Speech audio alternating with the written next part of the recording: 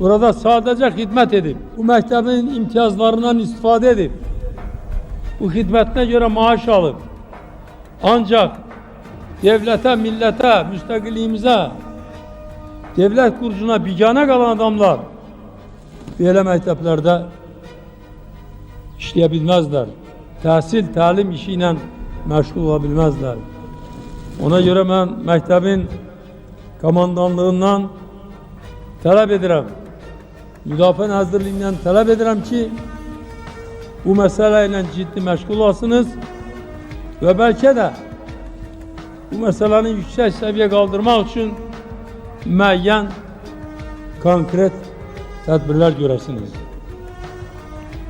Bizim ordumuz indi dünyanın birçok ülkelerin ordularıyla emektaşlık edirler. Ona göre de bizim ordumuzun beynəlxalq əlaqələri inkişaf edir ve inkişaf etmelidir. Ancak bizim ordu kuruculuğumuzda ve hususen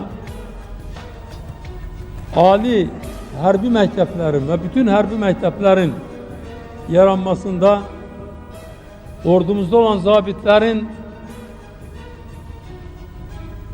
bileğini hərbi peşəsinin təkmilləşməsində kardeş Türkiye Cumhuriyeti'nin ve onun çok şanlı, şöhretli ordusunun nümayendeleri bize daimi yardım ediptir.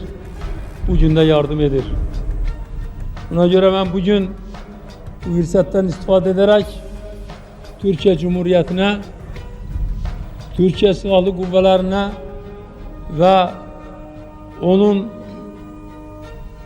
baş karargah reisine, Azerbaycan'da hizmet eden kardeş Türkiye zabitlerine ve generallarına teşekkürümü, minnettarlığımı bildiririm.